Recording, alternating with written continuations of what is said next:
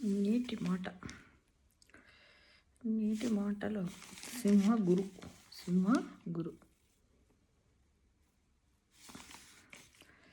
గురించి తెలుసుకుందాం. ఏంటంటే శీలభక్తి సిద్ధాంత సరస్వతి ఠాకూర్ బ్రహ్మ మధ్య గౌడియా సాంప్రదాయంలో 31వ ఆచార్యులు.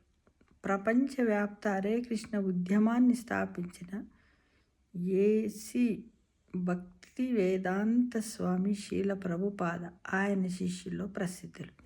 అంటే ఇప్పుడు ఇస్కాన్ టెంపుల్ ఉంది కదా, ఇస్కాన్ సొసైటీని అతను అన్నమాట. అయితే సరస్వతి ఠాకూరు బాల్యనామము బీవల ప్రసాద్ దత్త. ఆయన తండ్రి ఠాకూర్ భక్తి వినోద. ఆ రోజుల్లో ప్రభావవంతమైన ఆచార్యుడు. శ్రీ చైతన్య మహాప్రభు సందేశాన్ని ప్రపంచవ్యాప్తము చేయగల కుమారుడి కోసము ఆయన భగవంతుణ్ణి ప్రార్థించారు. భక్తి వినోద ఒడిశాలోని జగన్నాథపురిలో ప్రభుత్వ మెజిస్ట్రేట్గా పనిచేస్తున్నప్పుడు, అంటే 1874 ఫిబ్రవరి 6న భీమల ప్రసాద్ అక్కడ జన్మించాడనమాట. భీమల ప్రసాద్కు 6 నెలల వయసున్నప్పుడు తండ్రి ఆయనకు జగన్నాథుడి పాదాల దగ్గర ఉంచారు. అతను జగన్నాథుని పాదాల దగ్గర ఉంచాడు. అప్పుడు జగన్నాథుడి మెడలోని పెద్ద పూలదండ కింద పడి ఆ బిడ్డ చుట్టట అలంకృతమయ్యిందట. ఎక్కడ ఇది? ఒడిశాలో. ఎవరికి? భీమల ప్రసాద్కి. భీమల ప్రసాద్ ఎవరు అంటే ఇస్కాన్ టెంపుల్ను ఇస్కాన్ సొసైటీ ఉన్నది కదా, దాన్ని చేయడానికి హరే కృష్ణ ఉద్యమాన్ని స్థాపించినటువంటి భక్తి వేదాంత స్వామి శీల ప్రభుపాద శిష్యుల్లో ఒకరు. అయితే అప్పుడు జగన్నాథుడి మెడలోని పెద్ద పూలదండ పడి బిడ్డ చుట్టుకుంది కదా.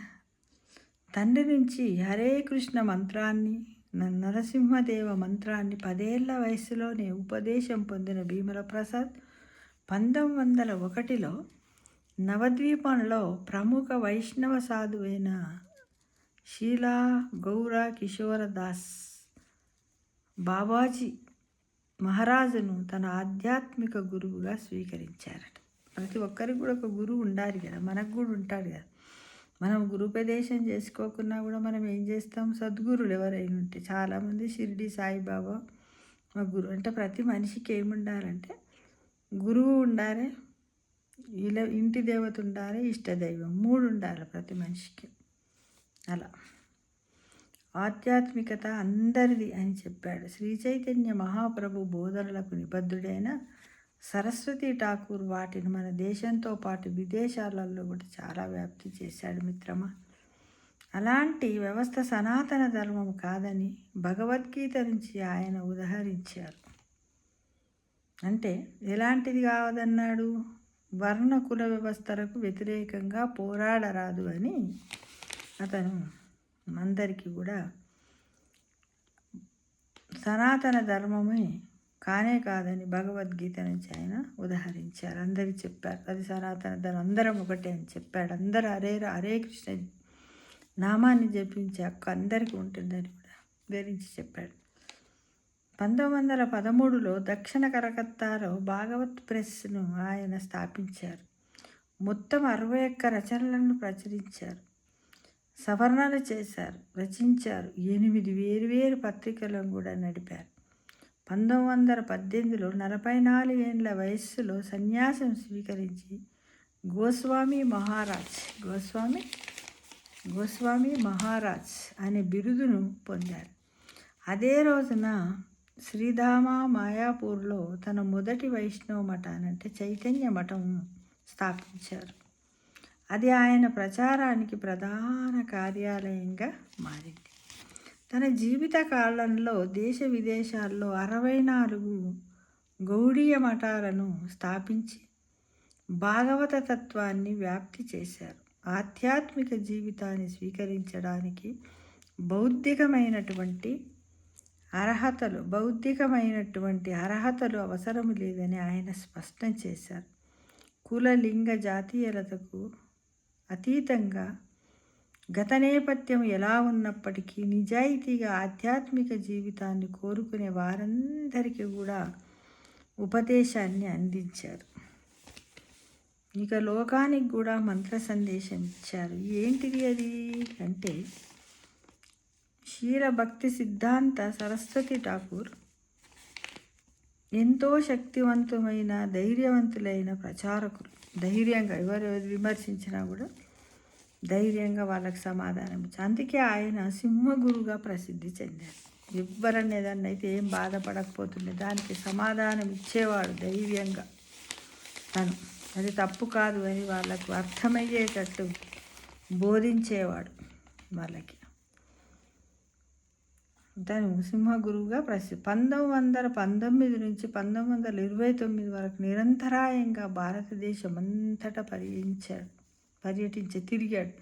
అసంఖ్యాకమైనటువంటి ఉపన్యాసాలు ఇచ్చారు, చర్చలు జరిపాడు.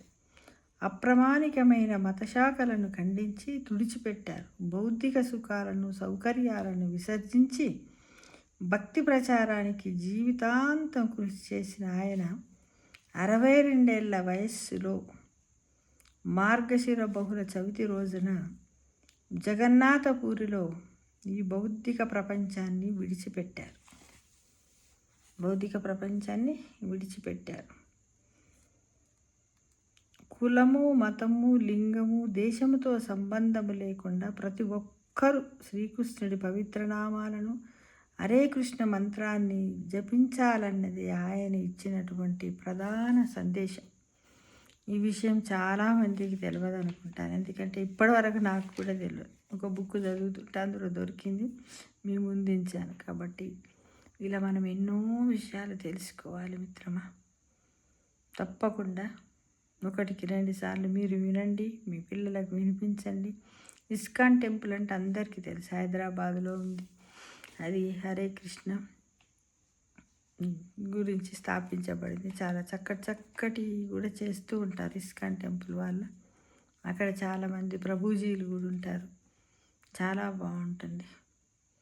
తప్పకుండా ప్రతి ఒక్కరు కూడా ఆధ్యాత్మికంగా ప్రతిరోజు ఉదయం, సాయంత్రం ఎప్పుడు కుదిరితప్పుడు హరే నామ జపాన్ని, హరే కృష్ణ జపాన్ని జపించాల్సిందిగా ప్రతి ఒక్కరిని ఆశిస్తున్నాను.